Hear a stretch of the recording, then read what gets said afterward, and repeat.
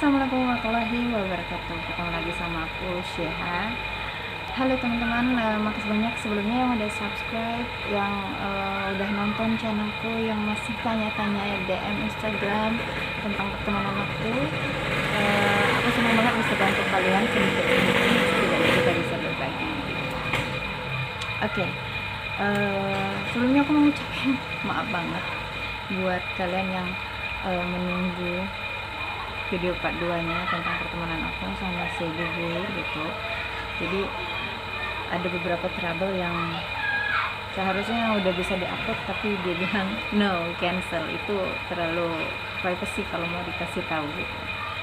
Oke, jadi alasannya pertama karena aku sebelumnya udah discuss untuk video yang kedua ini sama dia, minta izin dulu kan, tapi ternyata dia nggak terlalu nyaman dengan apa yang kita bahas di 18 pertanyaan ini. Jadi beberapa yang harus dipotong gitu, aku mutusin oke, bener-bener di cancel gitu. Jadi maaf juga sebelumnya kalau aku bikin videonya dengan seadanya, ini kondisi aku masih kerja, masih di warungku gitu. Langsung aja kita mulai, let's get started. Oke, jadi aku tuh sebelumnya udah bikin video tentang part 2, tapi sebelum ngupload aku tuh minta izin dulu sama dia, discuss gitu tentang pembahasan yang akan aku bahas di video kedua. Nah, oke, ini aku mau upload video nih, kira-kira kamu nyaman nggak kira-kira kalau aku bahas tentang 18 pertanyaan yang beberapa dari kalian gitu. Terus dia jawab, aduh maaf banget katanya, itu banyak banget privacy yang aku buka, jadi akunya juga ngerasa bersalah gitu kalau saya harus ngasih tahu dia gitu, jadi ngerasa beban juga katanya kan. Gini nih katanya kan, terus dia kasih masukan gitu, kalau yang itu beberapa itu dipotong katanya itu, intinya kan mereka kan, maksudnya kalian katanya itu, banyak yang tanya kenapa dia bisa tertarik berteman sama aku gitu maksudnya kan. Terus dia bilang katanya satunya tuh intinya katanya itu, aku mau temenan sama kamu katanya, mau deket sama kamu itu karena alasan pertama itu adalah karena kamu mandiri katanya, karena kamu wanita yang kuat gitu, itu karena gue mental baja maksudnya gitu kan, karena aku lihat pekerjaan kamu itu yang harusnya mungkin susah dilakukan untuk perempuan untuk di Indonesia gitu kan. Jadi intinya itu aja katanya, kalau kamu mau berbagi katanya gitu, mungkin poin itu yang lebih penting, karena kekuatan kamu itu sebagai wanita katanya, itulah yang bikin aku tertarik untuk dekat sama kamu gitu kan. Ya oke, jadi aku terima masukan itu, dan memang benar sih dia tertariknya karena akunya lumayan baja gitu. Oke, sekarang kita lanjut ke pekerjaan aku di 2018. Oke, di 2018 itu aku bekerja sebagai pedagang pempek, yaitu makanan khas Palembang, itu pempek panggang. Itu nggak mainstream banget seorang wanita gitu ya, aku juga ngerasanya gitu, cuman tapi aku nyamannya di pekerjaan itu, bukan di pekerjaan lainnya. Sebelumnya aku juga udah pernah kerja di instansi swasta, di instansi negeri gitu kan, cuman memang aku nggak nyaman berada di bawah tekanan orang lain gitu. Jadi mending akunya yang susah-susah tapi hasilnya memang buat aku sendiri gitu kan. Nah, jadi aku di 2018 itu aku jualan pempek panggang, makanan khas Palembang, dan alatnya semua manual guys, nggak ada yang manggang pakai kompor gas apa enggak itu. Pokoknya aku jualan itu di outdoor. Oke, saya langsung gini ya, jualannya itu di outdoor dengan cuaca Indonesia yang mungkin katanya panas banget. Terus kondisi jualannya tuh kayak gini guys, aku bisa gambarin sama kalian. Di outdoor itu aku jualannya kayak pedagang kaki lima yang dengan peralatan seadanya gitu, dengan tenda biru yang tiangnya satu ada, satunya nggak ada gitu. Terus dengan panggangan yang manual, yang bukan pakai kompor gas, bukan, pokoknya pakai beneran pakai arang, pakai bara api gitu.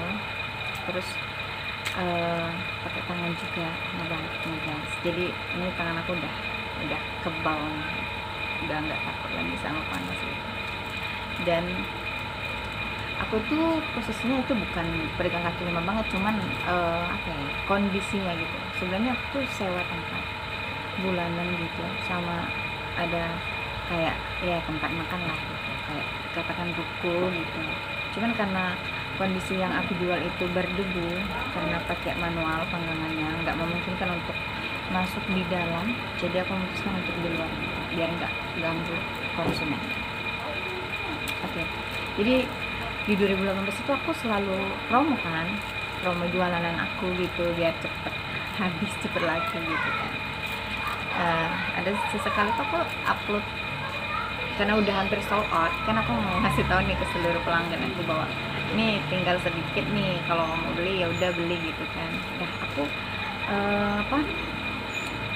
sorot lah itu sih panggangannya sama jalan ada, sama mejanya gitu, dengan ya bukan ya pedagang kaki lima lah gambarnya gitu kan. Dan dia kayaknya shock banget dari situ, salut lah gitu ya. Dia langsung ngomen, apa itu pekerjaan kamu, katanya gitu. Ya aku jawab dengan bangga, ya ini pekerjaan aku. Dan aku menceritakan sama dia bahwa aku nggak nyaman bekerja dengan orang lain gitu kan. Aku lebih nyaman susah-susah gini dibanding harus enak-enakan tapi makan hati gitu. Dan dari situ dia mulai, wow, you are a strong woman gitu kan, katanya sangat mandiri. Belum lagi dia sering lihat aku posting ke pasar tuh jam 4 pagi gitu kan, katanya, berarti kamu udah mulai kerja dong dari jam segini. Ya iyalah, aku bilang, tapi it's okay, aku nggak apa ya, nggak membuat itu beban gitu, karena aku happy ngelakuinnya. Dari situ dia semakin tertarik, kelihatan banget guys. Dan dia bahwa dia bilang juga, karena udah lumayan dekat, dia bilang gitu, kalau kamu tinggal sama aku di sini, katanya, kamu nggak perlu kerja sekeras ini, katanya gitu, kamu nggak perlu bangun sepagi ini, katanya gitu. Ya kalau orangnya ada di depan mata mungkin melted ya dia ngomong kayak gitu, melted aja dulu gitu kan, belum juga kebukti. Oke, tapi aku bilang no, aku bilang karena aku adalah wanita yang punya banyak mimpi, aku harus melakukan ini sendiri gitu. Jadi maksudnya nggak bergantung sama orang lain. Ketika pun seandainya aku dapet pasangan yang memang sanggup, bukan tipe aku untuk berpangku tangan untuk anak-anak kan gitu, aku nggak bisa diam orangnya. Oke, dari situ dia udah mulai menyatakan bahwa ketertarikannya dia gitu, apakah kamu menyukaiku, katanya gitu, apakah aku masuk dalam tipe idealnya gitu buat pasangan hidup gitu kan. Kalau kita kan pasangan hidup pasti di sini di Indonesia itu suami gitu kan, tapi karena culture-nya berbeda, mereka tuh bisa tinggal bareng, bisa jadi pasangan hidup tanpa menikah gitu. Jadi terakhirlah dia tanya apa ya, aku punya pacar atau enggak, dan kita berdua jawab sama-sama, kita punya pasangan gitu, punya pacar. Tapi setelah itu dia tanya lagi, apakah apa ya, tipe ideal yang bisa jadi pasangan aku gitu. Dan aku garis bawahi, aku nggak cari pacar gitu, karena di usia aku yang waktu 2018 itu aku sudah cukup matang gitu untuk punya suami, untuk di budaya Indonesia gitu. Jadi aku jelasin, aku maunya punya suami gitu, husband, bukan temen, bukan pacar lagi gitu, udah nggak waktunya gitu kan. Dan aku berharapnya aku bisa dapet suami yang, aku bilang, satu muslim, pasti aku tekankan banget itu muslimnya, terus bilang tanggung jawab, peduli terhadap aku dan keluarga, terus setia. Dan dia sangat respect banget dengan, kan mungkin kan ada beberapa kata orang kalau bahas sama bule itu jangan bahas tentang agama gitu kan, tapi bukan maksudnya untuk menjatuhkan bahwa agama ini lebih baik atau ini yang lebih baik, bukan, tidak maksud mengkotak-kotakkan gitu, tapi aku hanya kan jawab pertanyaan dia gitu. Dan dia sangat respect banget, nggak ada yang namanya berubah gitu. Setelah itu ya tetap, oh ya katanya tuh, jadi katanya tuh satu-satunya jalan untuk aku sama kamu katanya gitu, aku harus menjadi muslim gitu. Ya, aku nggak tahu sih itu apa ya, pernyataan atau pertanyaan yang iseng atau memang benar-benar dia tanya gitu. Ya aku jawab ya pastilah katanya gitu, tapi jawabannya bukan karena aku harusnya dia mau jadi muslim, tapi karena memang sudah siap dari hatinya gitu. Aku jawab oke katanya gitu, aku akan belajar katanya gitu. Dari situ tuh dia suka tanya-tanya kita lebaran, tanya-tanya puasa, cuman kan karena aku nggak terlalu open banget, aku pikirkan ya orang asing ya udah lah ya gitu, nggak mungkin juga bisa temenan sejauh ini, aku kan nggak nyangka banget.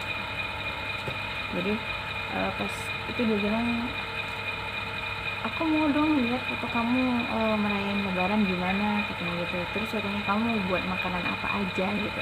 Terus aku selalu abain, sampai sekarang aku masih malu gitu, bukan nggak mau, rasanya tuh walaupun Indonesia gitu, orang Indonesia, rasanya aku juga ngerasa privacy kalau mau dikasih lihat gitu sama orang lain gitu kan, bukannya akunya yang sok gitu, bukan, tapi memang kurang biasa aja gitu ngelakuin yang hal kayak gitu.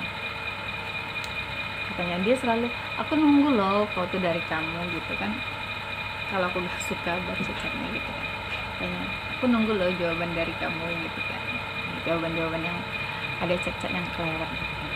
Katanya aku interest banget sama pekerjaan kamu, mungkin katanya suatu saat nanti kamu bisa jelasin katanya secara detail pekerjaan kamu. Ternyata belum aku jelasin, aku udah nggak kerja di bagian itu lagi, maksudnya aku udah pindah jualan, sekarang udah pindah lagi, aku ngerasanya udah lebih baik, nggak harus di outdoor lagi gitu.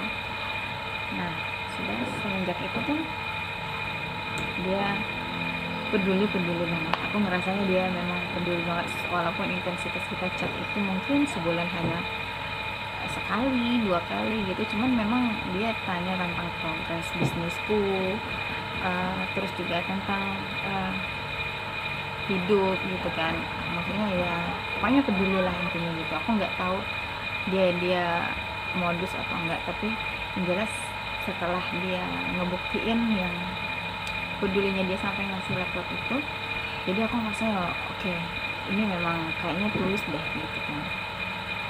Dan kita nggak pernah video callan guys, itu komunikasi cuman via Instagram aja, nggak pernah video callan, terus nggak juga nelfon, nggak, pokoknya hanya via direct message gitu. Tapi ketika memang chat itu memang yang dibahas itu yang berguna banget. Ini ada pertanyaan, apa aja tertentu yang bikin chatnya lama, maksudnya chatnya panjang gitu ya.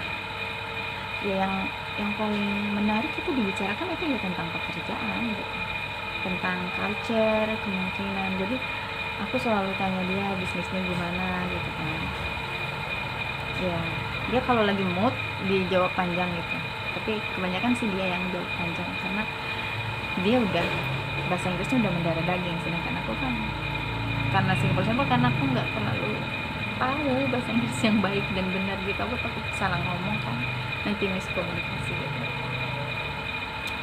Terus ya yang dibahas paling lama itu pekerjaan, terus tentang ide-ide kita di masa depan gitu, kayak aku buka ya warung ini juga, aku juga diskus sama dia gitu, gimana cara nganalisa gitu kan, sampai akhirnya yang aku bikin status di stories itu yang butuh laptop gitu, sampai dia gitu. Oke, setidaknya dia ngebuktiin satu poin bahwa dia peduli gitu. Aku nggak tahu sih, apa mungkin dia ngerasa mungkin dia ini memang baik gitu ya. Mungkin kita nggak usah pikir bahwa dia minta sama aku, dia pengen aku jadi pacarnya, walaupun dia udah tanya tipe ideal, dia udah mau nawarin tinggal sama-sama gitu kan. Kita nggak usah pikirin intinya dulu.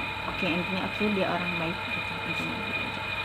Dan pada saat itu tuh aku tuh terharu banget dikasih sama dia gitu kan, karena walaupun oke lah, sayang orang di Indonesia gitu kalau memang pacaran memang suka ngasih gitu kan, tapi nggak sepeka dia gitu. Maksudnya ya aku nggak minta juga sama dia gitu, sakingnya setelah dia bahas sebelum corona, habis itu setelah masa lockdown dia selesai, dia tanya lagi itu udah aku berasa baru sadar nih, ternyata dia beneran loh, serius loh mau ngasih, bukan yang kaleng-kaleng gitu. Udah, jadi setelah itu semenjak itu aku muter-muter suka baca-baca lagi chatnya dari awal tahun, dari awal banget gitu. Dan banyak ibaratnya tuh chat-chat yang sangat aku abaikan karena aku orangnya nggak percayaan gitu, nggak bisa. Oke, karena dia sopan, oke aku 100% harus baik sama dia gitu. Tetep aja ada rasa yang no aku harus kasih pagar nih, jangan sampai kelihatan bahwa dia nganggep Indonesian woman itu kayak mudah dibodohi gitu, mudah digombal-gombal gitu. Jadi setelah itu berjalanlah waktu sampai dia bisa kasih laptop itu. Kalau kalian belum nonton videonya, bisa nonton di video sebelum ini. Sampai udah kasih, dan aku kan terharu banget tuh dikasih, sampai nangis, ampun. Aku ingat banget itu jam, kalau Indonesia jam 1 malam ya, dia masih sekitar sore kali ya kalau di Italia sana. Dia bilang, kenapa kamu nggak tidur? Ya karena aku jujur nih, ini first time banget aku dikasih sesuatu yang nominalnya lumayan gede dari siapapun yang ngasih gitu. Terus dia sebegitu tulisnya ngasih aku, memang bener-beneran serius gitu. Dan bikin ngerasa bersalahnya karena aku nggak percaya sama omongan dia yang lalu-lalu gitu kan. Aku anggap udah lah gitu, nggak mungkin seserius itu gitu. Jadi ketika dapet itu, aku bilang aku nggak bisa tidur gitu. Aku terharu nih sama sifatnya kamu gitu kan. Dia langsung bilang no katanya, kamu nggak harus gitu katanya, kamu ayo coba tidur katanya gitu. Nggak bisa juga sih, walaupun aku oke nggak bisa, aku lanjut aja meleleh gitu. Dari situ ya dia bilang katanya, dia selalu cek gimana nih katanya, udah cukup membantu nggak katanya dengan laptop itu. Ya aku bilang ya memang sangat membantu sih, karena untuk aku gitu, aku orangnya sedikit perfeksionis gitu. Maksudnya kalau lagi nggak ada aku bisa fleksibel untuk oke lah, sesederhana itu aja gitu. Tapi kalau bisa gitu kan, lebih bagus gitu kan. Jadi setelah punya laptop tuh sangat membantu banget. Dia juga kayak excited gitu, nanyain gitu. Aku senang katanya kalau memang laptopnya bisa berguna katanya untuk pekerjaan kamu gitu. Ya siapa lagi yang enggak. Setelah itu tuh jadi ngerasa bahwa oh ternyata memang dia beneran baik nih, bukan hanya sekedar chat aja gitu. Nah pokoknya intinya ketertarikan dia itu sama aku karena satu itu mandiri, mental baja gitu. Ketenang banget. Kalau masalah puji-pujian itu nggak muji setiap saat sih, nggak juga menyatakan bahwa dia tertarik setiap saat gitu, tapi dia pernah juga menjadi gitu. Oke, terus aku jawab pertanyaan kalian yang lain ya. Ini di pertanyaannya, di follow nggak? Ya, pasti di follow lah. Kalau enggak kan nggak bisa chattingan. Terus dia nggak pernah absen lihat story aku. Kayaknya mungkinan kan karena kita nggak ada sosial media lain yang bisa berhubungan, jadi dia selalu mengkontrol aku lewat stories. Makanya aku selalu upload stories guys. Jadi seru banget kalau seandainya aku gaya-gaya itu kayak Inggris banget, padahal nggak apa ya, kurang bener gitu kan. Karena ya secara nggak langsung aku menjelaskan bahwa ini dunia aku gitu, nggak ada juga yang aku buat. Jadi dia nggak pernah ngelewatin story aku satupun. Hebat banget tuh. Aku entah dia kepencet, cuman kepencet dia nggak ngeliat atau memang dia sengaja ngeliat gitu. Kemungkinannya gitu dia memperhatikan. Kayaknya seluruh kegiatan aku tuh dia perhatikan dari stories gitu kan. Entah aku jalan sama teman-temanku gitu. Dan saat itu apa ya, ini kita bahas secara umum karakter wanita yang disukai oleh bule. Sebenarnya itu intinya sama sih, mandiri. Kalau secara fisik kalian gak usah minder guys, karena aku kenal dia sama sekali dia nggak bahas bahwa pekerjaan aku tuh di bawah dia gitu, nggak pernah bahas itu. Dia selalu support gitu, walaupun sebenarnya mungkin dia tahu lah taraf bekerja, maksudnya pekerjaan aku tuh bisa dikatakan rendahan gitu ya.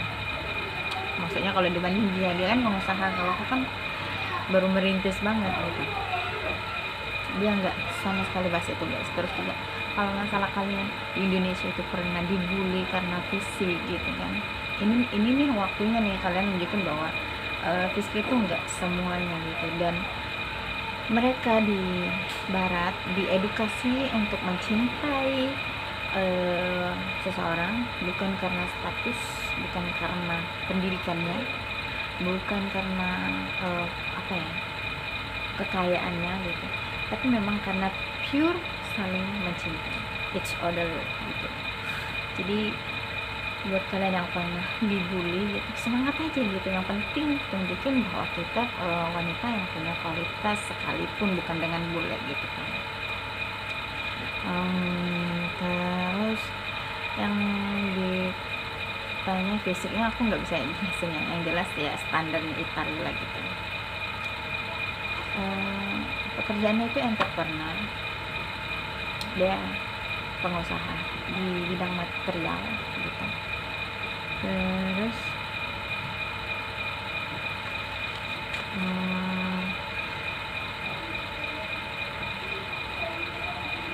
oke. Yang tanya apakah doi udah pernah menyatakan bahwa pengen ke Indonesia. Di awal-awal itu dia udah pernah, waktu pas aku birthday di 2018 Agustus gitu. Katanya tuh aku pengen nih katanya bawa kado, tapi langsung ketemu sama kamu katanya, stay di Indonesia beberapa hari gitu kan.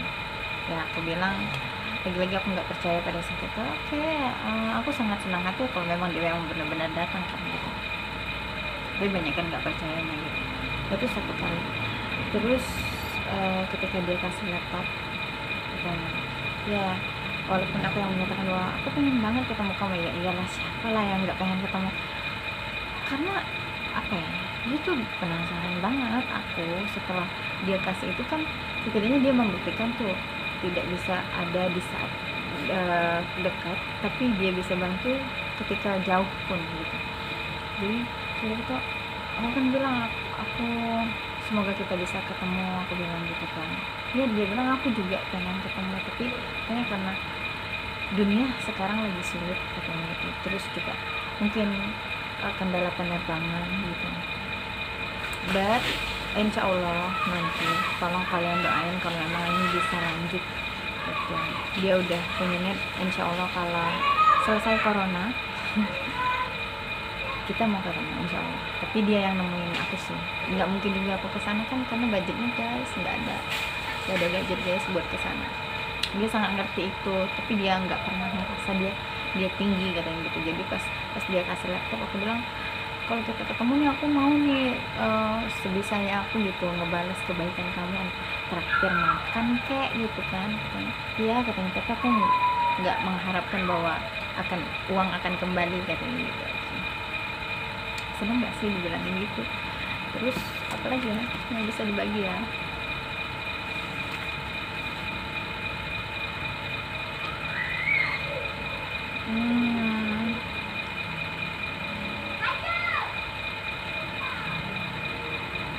apa yang bikin kita nyambung? Aku nggak tahu sih, kadang nyambung kadang enggak gitu. Mungkin karena faktor mood atau pekerjaan di sana, kita nggak tahu kan. Aku juga nggak selalu kok bahwa kalau dia yang ngechat aku balas, kadang kan lupa guys beneran. Waktu itu jadi dia bilang gini di chat kan, dia nanya tuh ya bener tuh ya apa kabar gitu kan. Terus aku cuman baca aja, aku lupa balas karena sibuk. Jadi dia chat lagi gitu, hello katanya, maksudnya kenapa kamu nggak balas katanya gitu. Aku baru sadar tuh, oh ya aku bilang sorry aku sibuk banget kemarin sempat sakit, aku bilang gitu kan. Terus dia bilangnya gini, aku pikir kamu meninggalkanku katanya gitu. Senang sih dibilangin gitu ya kan, berarti kan ya diresponin juga gitu dengan secara nggak langsung. Dia lihat seluruh story aku, pokoknya setiap kali aku bikin story dia lihat itu, berarti dia pedulinya luar biasa. Entah ini waktu aja nih, karena kalau bisa memang ketemu insya Allah bisa ketemu gitu. Dan aku sebenarnya pengen banget ketemu gimana sih sosok orang yang tulus banget bantu gitu. Tiba-tiba maksudnya tuh aku tuh nggak pernah nemuin orang yang sebaik itu sekalipun keluarga gitu kan. Orangnya aku nggak kepercayaan karena background apa ya, masa lalunya, karena nggak terlalu bisa percaya dengan orang di sekitar gitu. Jadi akunya melted banget beneran. Dan dia tuh perhatiannya kalau seandainya aku lagi sedih, dia selalu sempetin balas gitu. Walaupun katanya culture mereka kan cari duit di sana keras, pokoknya sibuk waktu ada luang ya. Aku juga sih sebenarnya waktu ada luang, cuman kalau kita di sini kan masih bisa leye-leye gitu kan, kalau mereka di sana enggak. Tapi dia sempetin untuk balas chat aku kalau aku lagi bilang kan katanya, kalau misalnya dia tanya apa kabar, aku jawab aku nggak baik gitu. Terus dia galilah apa yang membuat aku nggak baik gitu. Terus setelah itu disemangatin deh, udah segitu aja. Jadi mungkin itu, kalau di pertanyaan di follow atau enggak, di follow pasti guys. Dan yang bikin penasaran itu aku nggak pernah video callan ya. Aku lihat fotonya bener-bener foto-foto itu, dia juga lagi liburan, dia juga upload fotonya itu gitu kan, foto mukanya yang itu maksudnya. Tapi kalau untuk video callan bener aku belum pernah, dan belum juga pengen gitu. Soalnya aku mikirin kalau video callan kan bahasa Inggrisku jelek banget, nanti ntar miskomunikasi kan. Kalau di chat masih bisa lihat translate gitu, kalau langsung kan nggak bisa guys, nanti banyak diemnya. Tapi kalau voice note aku sudah pernah dengar suaranya. Terus intinya tuh itu, pokoknya kalau mau bule tertarik, kalian harus jadi wanita yang mandiri, be yourself tapi ya, bukan yang dibuat-buat gitu. Nanti ya ntar mentang-mentang cari bule jadi mandirinya dibuat-buat gitu. Karena alasan mereka cari pasangan yang mandiri itu karena kehidupan mereka di sana mahal, terus juga keras, nggak bisa yang kayak kita di sini punya asisten banyak, ini banyak yang bantuin. Di sana itu kan karena memang sendiri-sendiri, jadi kita harus survive sendiri gitu kan. Itu sih alasannya. Dan udah, kali mungkin sampai situ aja guys, durasinya udah 28 menit. Jadi aku mau ngasih intinya gitu, selain mandiri, kalian juga harus punya attitude yang baik. mungkin jangan jangan terlalu barbar untuk, misalnya niatnya tuh kalian cari pasangan bule gitu, tapi kalian tuh barbar banget gitu, ngecat mulu, itu mungkin karena culture-nya mereka itu mengganggu kalau terlalu sering gitu. Itu terus sebenarnya banyak yang mau aku bahas, tapi nanti pelan-pelan ya. Terus aku minta doain aja sama kalian gitu, semoga memang bisa ketemu, jadi video yang tentang si Bubu ini bisa berlanjut ke part-part selanjutnya gitu. Kalau nanti ketemu mungkin aku akan jelasin bahwa nggak apa-apa kan misalnya ya, tapi aku nggak maksa juga kalau memang ujungnya nggak bisa gitu. Maksudnya tolong doain aja semoga pertemanan ini semakin membaik gitu, dan aku bisa ketemu juga, bisa ngasih bukti ke kalian bahwa bukan hanya imajinasi gitu, bukan cuman halusinasi, tapi memang beneran. Dan doain juga supaya dia sehat di sana, keadaan dunia membaik, biar dia bisa datang ke sini. Oke, segitu aja dulu guys. Makasih banyak yang udah support, yang udah subscribe, yang udah nonton, dan maaf kalau banyak kesalahan, diambil yang positifnya aja. Semoga ini bisa bermanfaat buat kalian. Oke guys, thank you so much, bye bye.